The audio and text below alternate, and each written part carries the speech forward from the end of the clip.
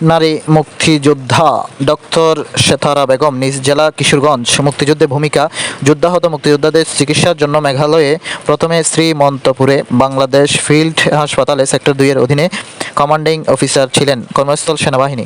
তারামন বিবি নিজ জেলা কুড়িগ্রাম। মুক্তিযুদ্ধের ভূমিকা 11 নং সেক্টরে কর্নেল তাহেরের অধীনে গণবাহিনীর সদস্য হিসেবে যুদ্ধে অংশ নেন এবং পাক বাহিনীর বিরুদ্ধে মুক্তিযোদ্ধাদের হয়ে গুপ্তচর বৃত্তি করেন। কাকন বিবি পরিচয় খেতাবহীন একজন নারী মুক্তিযোদ্ধা হিসেবে বা মুক্তিবেঠী নামে পরিচিত। আসল নাম কাখাত হেনিনচিতা, খাসিয়া সম্প্রদায়।